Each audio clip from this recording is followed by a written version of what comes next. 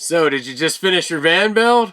Or got a new RV and you are ready to hit the road and do some boondocking, but you have no idea where to start? I got you.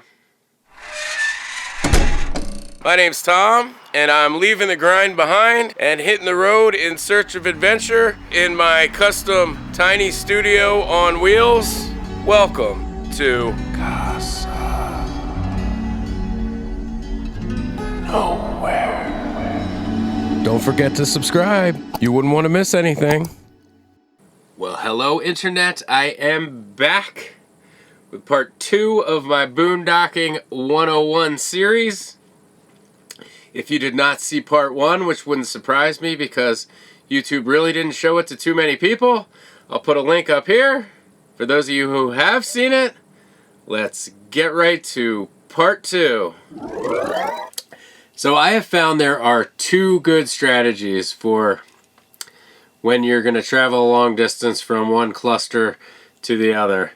So I'm talking about when you're doing a multi-day travel. So what I found is you either want to find a dispersed spot and a backup and travel such that you can get to the first site with enough daylight left to make it to that second site if the first site doesn't pan out. If you want a good example of why you would do that, you can watch my last video where I came into this national forest after dark and the roads were just crazy. I will put a little card up here I'm going to try.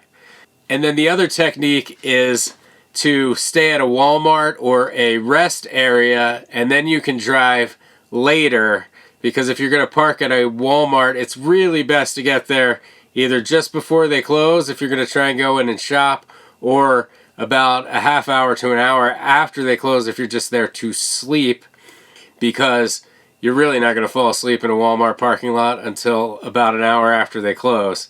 One other thing is, I would definitely recommend, if you can, try and find a smaller town or rural Walmart, because the parking lot is going to be a lot quieter and you're less likely to have people walking around the parking lot in the middle of the night and such.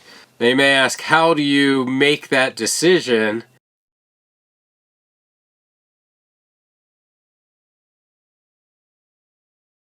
And I'm going to say sometimes this decision just makes itself due to 2 factors. One of them being weather, wind in particular. So if it's been windy at all, I often will reference this windfinder.com, which is this really cool looking wind map here. This is a wind forecast map, so you can look at like the day you're on. Now it's 6, 9, 12. You can go through. Now you can see here, really there's no wind. Everything's down. You're not getting into this light blue too much, but basically if you're below this green, it's really not too bad. Obviously it's better to be lower.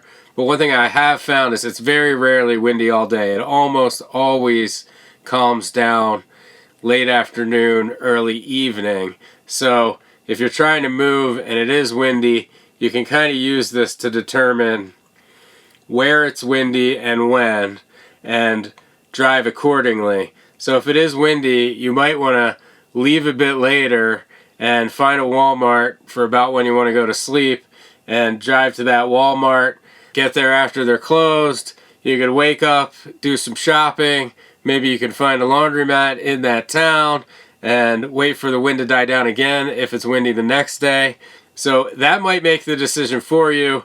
And then another thing is, as I mentioned before, your dispersed camping is very sparsely distributed. So you will have areas where you have a lot of it, and then there'll be areas where there's very little of it.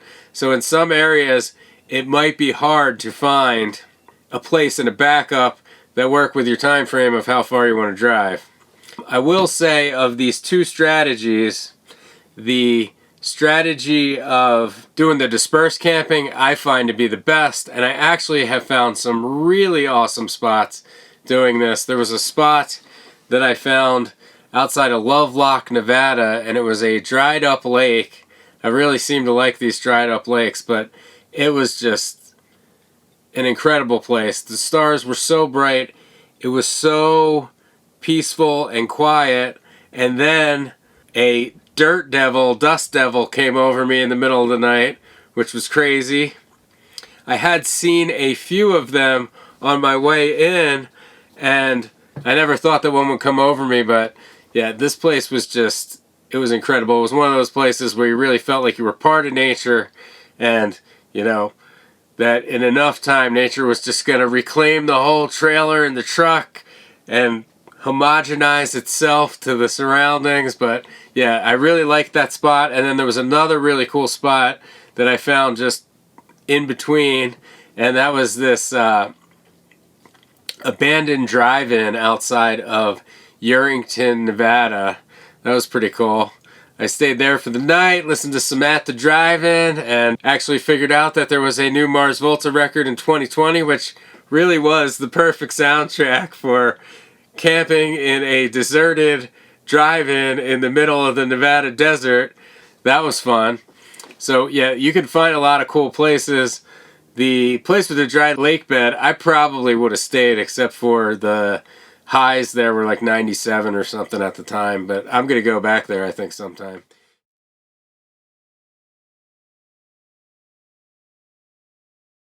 So I do love Campendium for finding boondocking and dispersed spots. However, there's another app that I like to use for finding Walmarts and rest areas, and it's called RV Parky.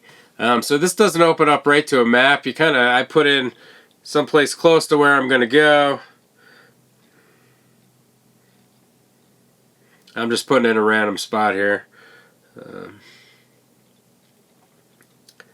And then I go into the filters on here, and first I definitely turn off all these RV parks, and then this filter here that says only stores with overnight parking, you want to make sure that's on.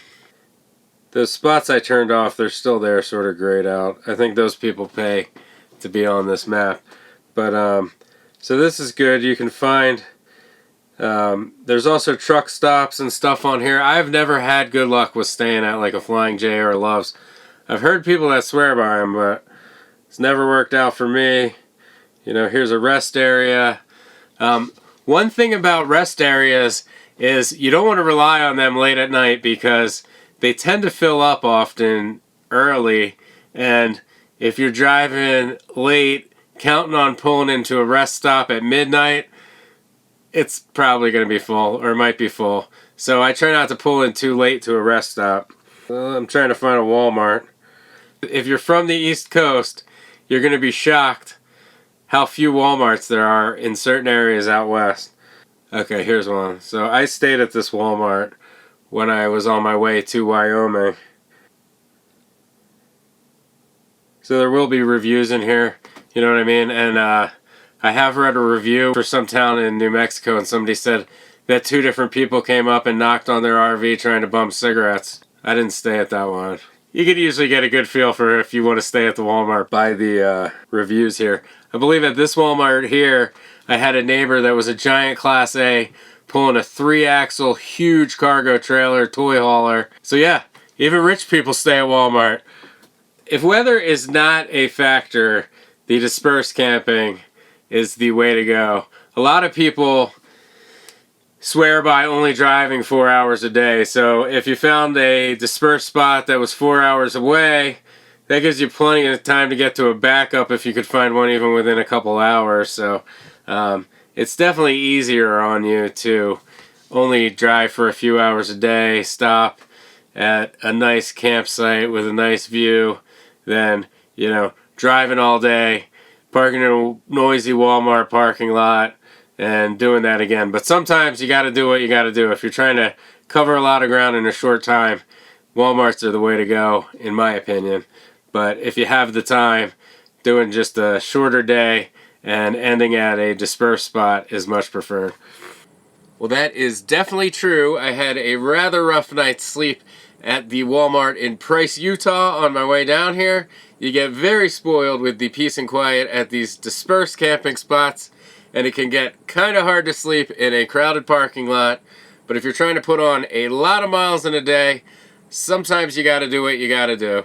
I appreciate everyone who reached out to me with very positive feedback on the last video, As I said earlier, for some reason YouTube really did not show that video to too many people. I don't have high expectations for this video, but I will be back with a vlog video shortly.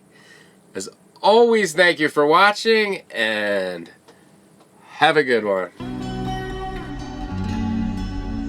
If you made it this far, why not go ahead and hit that like button? I sure would appreciate it.